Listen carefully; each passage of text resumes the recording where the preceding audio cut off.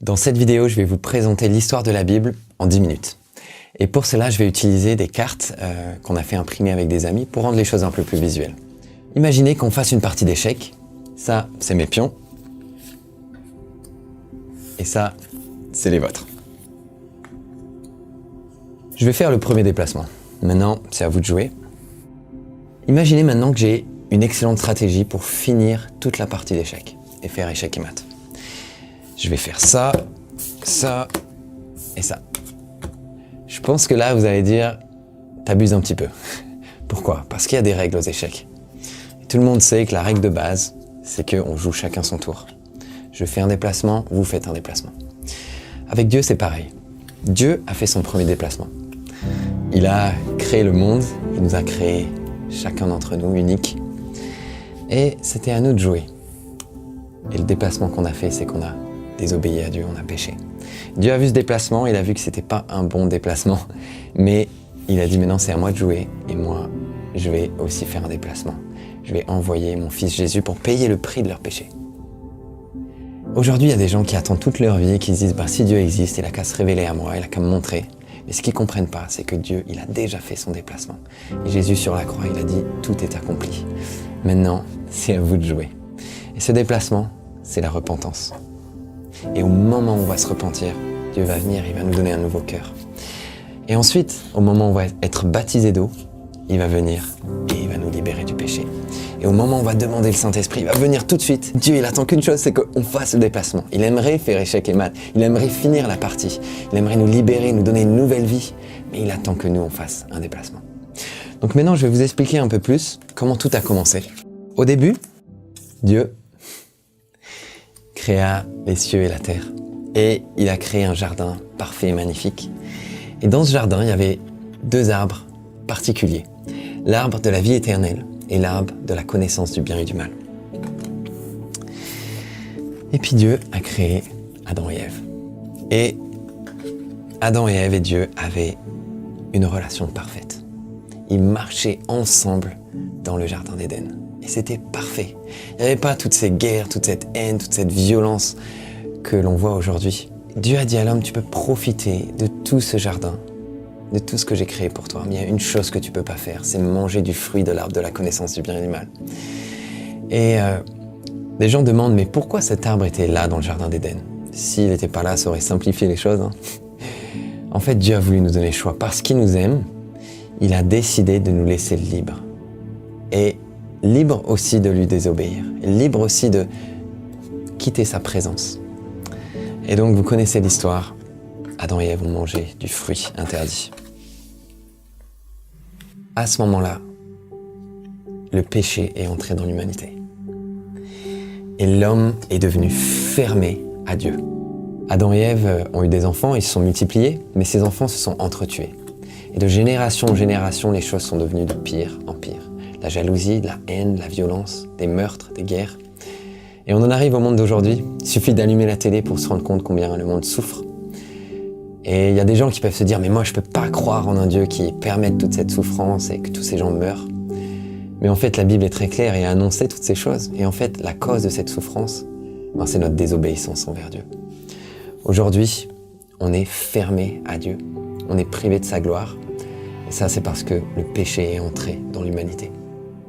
Mais malgré tout, il y a beaucoup de gens qui sont aveugles et qui ne se rendent pas compte de ça. Et ils peuvent avoir tendance à se comparer les uns aux autres. Et on va se dire, mais oui, c'est vrai que j'ai menti, mais regarde celui-là, il a volé. Et celui qui a volé va se dire, oui, c'est vrai, mais regarde, lui, il a trompé sa femme. Et lui va se dire, oui, c'est vrai, mais lui, il a tué quelqu'un. Et c'est facile de trouver quelqu'un qui a fait pire que nous, on va toujours trouver quelqu'un de pire. Mais le problème, c'est qu'on utilise un standard humain. Mais le seul standard qui compte, c'est celui-là. C'est celui de Dieu. Et lui, il est parfait, il est saint, il est juste. La Bible dit, tu ne tueras point. Mais Jésus a dit, si tu haïs quelqu'un dans ton cœur, c'est comme si tu avais tué cette personne dans ton cœur. La Bible dit, tu n'auras pas de relation sexuelle en dehors du mariage. Mais Jésus a dit, si tu convoites quelqu'un de tes yeux, c'est comme si tu avais eu cette relation sexuelle dans ton cœur. Donc même sans passer à l'acte, il suffit de se retrouver devant son ordinateur, de regarder de la pornographie, et c'est comme si on avait eu cette relation sexuelle dans notre cœur. Maintenant, imaginez que vous vous retrouviez devant un juge pour avoir grillé un feu rouge. Vous aurez beau dire, monsieur le juge, vous voyez pas tous ces feux verts que j'ai passés tout au long de ma vie, toutes ces années? Mais il n'en aura rien à faire. Si vous êtes devant lui, c'est parce que vous êtes coupable d'avoir grillé ce feu rouge. La Bible aussi est très claire. Elle dit que si on a brisé une de ses lois, c'est comme si on était coupable de toutes. Dieu aurait pu tous nous envoyer en enfer et toujours être un Dieu juste et bon. Mais au lieu de ça, il avait un autre plan. Il a décidé de faire son déplacement. Souvenez-vous du jeu d'échecs. Il a envoyé son fils Jésus pour payer le prix de notre péché. Et Jésus est né 100% homme, 100% Dieu. Et il a grandi. Et ça a été le seul à n'avoir jamais péché une seule fois. À l'âge de 30 ans, il a été baptisé en immersion complète. Et quand il est sorti de l'eau, il a reçu le Saint-Esprit. Et à ce moment-là, il est allé parmi les gens et il a guéri les malades. Il a chassé les démons. Il a ressuscité les morts. Et il a annoncé: repentez-vous, le royaume de Dieu est proche. 3 ans plus tard, le seul qui n'avait pas péché une seule fois, c'est celui qui a payé le prix le plus cher. Il a été torturé, il a été mis sur cette croix. Et il est mort. Il a été enterré. Mais 3 jours plus tard, parce qu'il a été le seul à n'avoir jamais péché, la mort n'a pas pu le retenir. Il est ressuscité d'entre les morts. Et là, il a rassemblé ses disciples et il leur a dit: les gars, comme le Père m'a envoyé, maintenant je vous envoie pour faire la même chose. Il leur a dit: attendez ici, je vais vous envoyer une aide, le Saint-Esprit. Et Jésus est rentré à la droite du Père. Dieu a fait son déplacement. Il a envoyé son Fils Jésus pour qu'au travers de lui, on puisse être réconcilié avec Dieu. Maintenant, c'est à nous de jouer. Alors quel est ce déplacement qu'il faut qu'on fasse? Quel est ce premier pas qu'on doit faire vers Dieu? Ce premier pas, c'est la repentance. C'est réaliser qu'on a péché contre un Dieu juste et saint. Mais c'est pas simplement demander pardon ou avoir des regrets.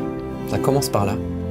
Mais c'est prendre une décision pour sa vie, de se détourner de cette ancienne façon de vivre et de se tourner vers Dieu. C'est comme un virage à 180 degrés où on décide de lui donner notre vie. Et à ce moment-là, Dieu prend notre cœur de pierre et il nous donne un cœur de chair. Donc Dieu nous donne un nouveau cœur, comme une nouvelle conscience. Mais c'est pas suffisant, on peut pas s'arrêter là. On a toujours cet ancien corps qui est mort, qui est imprégné du péché. Dieu dit que celui qui pêche devient esclave du péché. Donc même avec un nouveau cœur, on veut faire les choses qui sont bonnes selon Dieu, mais on va essayer toutes nos forces et on va retomber, toujours dans les mêmes choses. C'est là que le baptême intervient. Ce corps qui est mort, il faut l'enterrer. Et c'est ce que Paul nous parle dans Romains chapitre 6. On meurt avec Christ dans les eaux du baptême et on ressuscite avec lui. Et là, on est lavé de nos péchés. On est ouvert à Dieu à nouveau, comme Adam et Ève dans le jardin d'Éden. Le baptême, c'est pas quelques gouttes sur le front d'un bébé, parce qu'un bébé n'a pas conscience de son péché. Il peut pas se repentir. Mais c'est ce qu'on voit dans la Bible. Tous les baptêmes ont eu lieu quand les gens se sont repentis et ont réalisé qu'ils ont péché contre Dieu. Et là, ils ont été baptisés.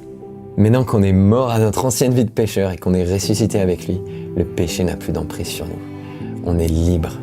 Comme Jésus a dit qu'il allait envoyer son Saint-Esprit pour venir vivre en nous, aujourd'hui, si on fait cette prière et qu'on demande le Saint-Esprit, il va venir et on va être baptisé du Saint-Esprit. Et là, on a tout l'équipement nécessaire pour suivre l'exemple de Jésus. Et c'est ce qu'il nous appelle à faire. Alors comme lui, on va parmi les gens et on guérit les malades et on chasse les démons. Et on partage l'évangile comme je suis en train de vous le faire maintenant. Et d'autres personnes vont aussi prendre cette décision de se tourner vers Dieu, de démarrer une nouvelle vie, d'être baptisé et de recevoir le Saint-Esprit. Maintenant, la fin de cette histoire, c'est que un jour, Jésus va revenir. On ne sait pas quand exactement, mais cette fois, il reviendra pour juger le monde. Et ça veut dire qu'on a tous quelques années devant nous pour prendre une décision dans notre vie. On est complètement libre de vivre pour nous-mêmes et d'essayer de vivre la meilleure vie qu'on peut, ou alors de donner notre vie entière à Dieu et de le suivre et d'être complètement né de nouveau. Et quand Jésus va revenir, il va séparer ceux qui lui appartiennent, ceux qui ont décidé de lui donner leur vie et qui vont finir la course jusqu'au bout, de ceux qui seront restés fermés à lui. Et ceux qui lui auront donné leur vie et qui l'auront suivi vont avoir accès à l'arbre de la vie éternelle.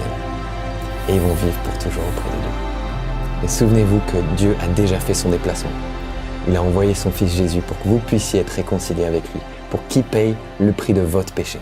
Maintenant, C'est à vous de jouer.